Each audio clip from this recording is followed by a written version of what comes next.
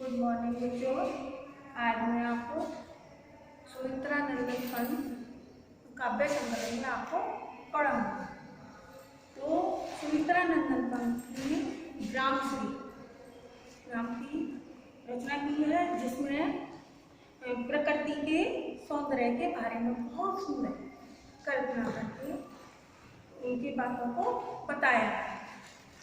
पहले मैं आपको सुमित्रा नंदन पंत के बारे में बताऊंगी, उनका जीवन परिचय बता रही हूँ कि उनका जन्म उत्तरांचल के अल्मोड़ा जिले के कौसानी गांव में सन 1900 में हुआ था। उनकी शिक्षा बनारस और इलाहाबाद में हुई। आज़ादी के आंदोलन के दौरान महात्मा गांधी के आह्वान पर उन्होंने कॉलेज छोड़ दिया। छायावादी कविता के प्रमुख स्तंभ रहे। सुमित्रा नंदन पंत का काव्य क्षितिज 1916 से 1977 तक फैला है।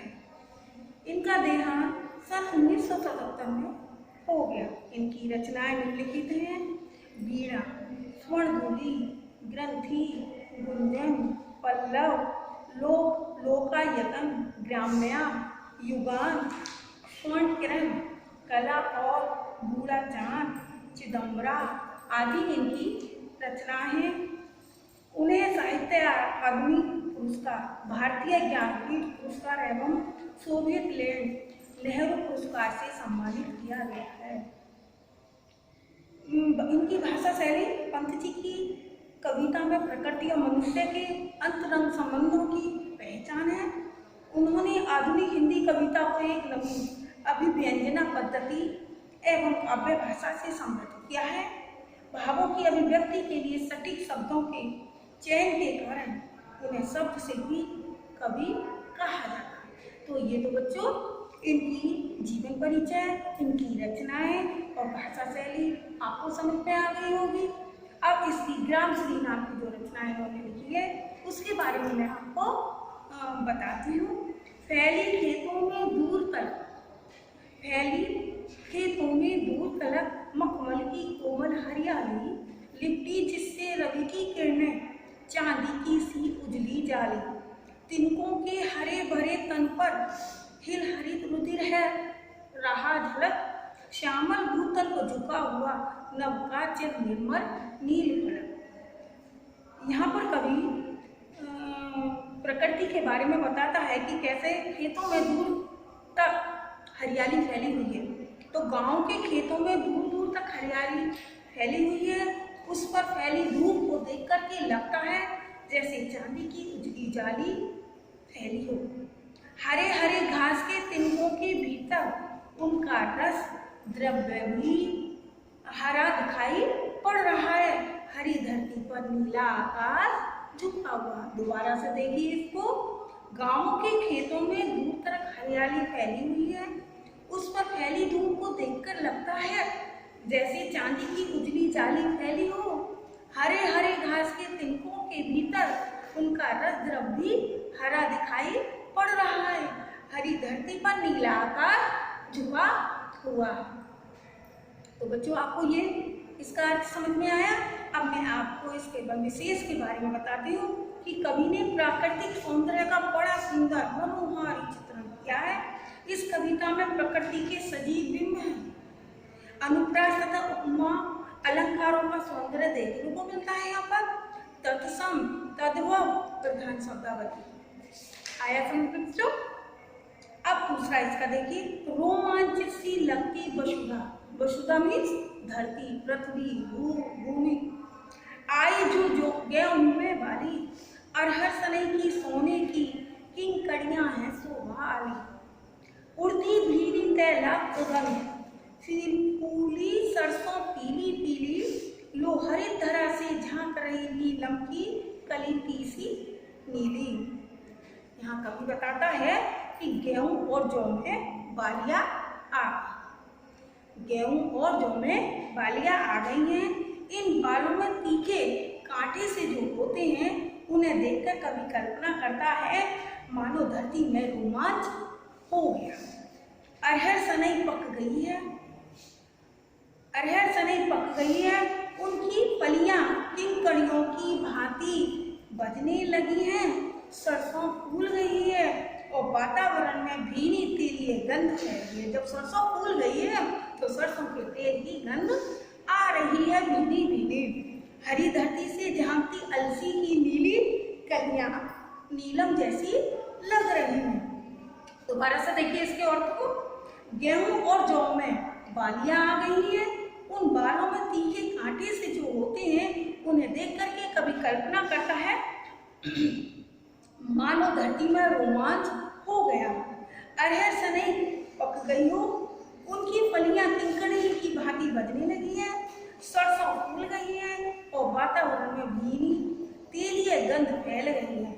हरी धरती से झांकती अलसी की नीली कलियां कैसी लग रही है?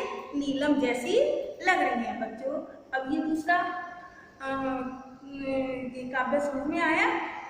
अब इसकी देखिए विशेष। यहाँ कवि ने लहराती फसलों के अनुपम सौंदर्य का चित्रण किया गया है। पीली पीली में पुनरुक्ति प्रकाश अलंकार है। पीली पीली में पुनरुक्ति प्रकाश अलंकार है। अनुप्रास अलंकार की छटा देखने को मिलती है। भाषा कैसी है इसमें? सरल सुबोध भाषा का प्रयोग किया। अब देखिए इसका तीसरा। रंग रंग के फूलों में रिल में हंस रही सखियां मटर की, मटर खड़ी मखमली पेटियों सी लटकी, छीनियां छिपाए बीज लड़ी।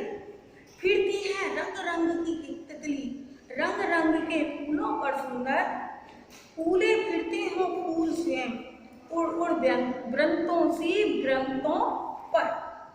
यहाँ कवि बताता है कि रंग रंग के फूलों में रिल मिल, मटर में अनेक प्रकार के मिले जुले रंगों के फूल आए हुए हैं और उन फूलों के बीच मटर के पौधे खड़े खड़े मानो हंस रहे हैं। सेम की फलियां मखमल की पेटियों के समान लग रही हैं और वह लटकी हुई हैं जैसे पेटियों में कुछ रत्न छिपे हैं। ऐसे ही इन छीनियों में बीजों की लड़ियां छिपी हुई हैं। भिन्न भिन्न रंगों की तितलियां सुंदर फूलों पर उड़ रही हैं। फिर कैसा लगता है? रंग बिरंगी तितलियां उड़ रही हैं तो कैसा प्रतीत होता है कवि के लिए? वे कहता है जैसे स्वयं फूल ही उड़कर एक पौधे से दूसरे पौधे पर गिर रही है।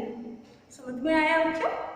अब देखिए, अच्छा मैं दोबारा से फिर इसको रिपीट करती हूँ। देखिए, मटर में अनेक प्रकार के मिले जुले रंगों के फूल आए हैं और उन फूलों के बीच मटर के पौधे खड़े खड़े मानो हंस रहे हैं।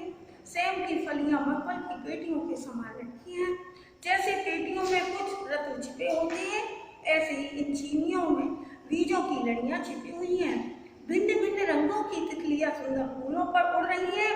ऐसा लगता है जैसे स्वयं फूल उड़ करके एक पौधे से दूसरे पौधे पर गिर रहे हैं।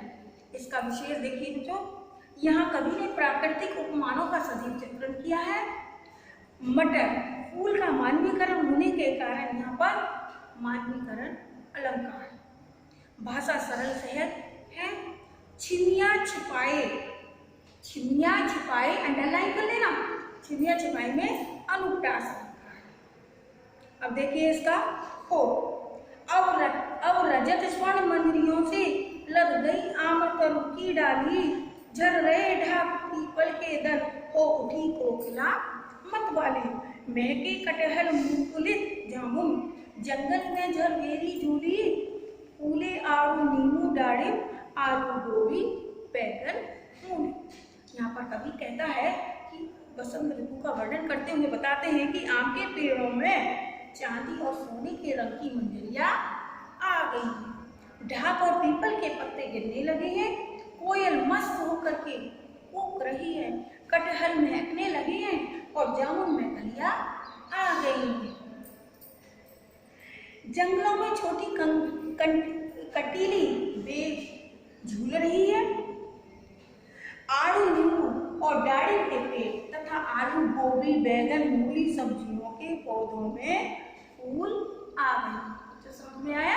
दोबारा से करते हैं इसको। यह बसंत ऋतु का वर्णन किया गया है, कवि ने किया है। आम के पेड़ों में चांदी और सोने के रंग की मुंजरियां आ गई हैं। ढाक और पीपल के पत्ते गिरने लगे हैं। कोयल मस्त होकर के कूक रही है। कटहल महकने लगे हैं और जामुन में कलियां आ गई हैं। जंगलों में छोटी कटीली बेल झूल रही है। आड़ू, नींबू और दाड़िम के पेड़ तथा आलू, गोभी, बैगन, मूली सब्जियों के पौधों में भी फूल आ गए हैं। मेरे अनुसार आपको समझ में आ गया होगा, जैसे मैंने आपको बताया है बच्चों। अब इसका विशेष है, देखिए यहाँ कवि ने ऋतु अनुसार फसलों के अपने ज्ञान को प्रदर्शित किया है कि कौन से महीने में कौन सी फसल होती है, उसके बारे में प्रदर्शन किया है। तत्सम तथा तद्भव शब्दावली का प्रयोग किया गया है यहाँ पर। और काव्य में लय का गुण विद्यमान है। तो बच्चों, मैं आज आपको 4 काव्य खंड पढ़ाए हैं आपको, और अगले मैं आपको आगे पढ़ाऊंगी। मेरे साथ आपको समझ में आ गया हो, कोई परेशानी हो तो आप मेरे फ़ोन नंबर से बातें कर सकते हैं और पूछ सकते हैं। Thank you.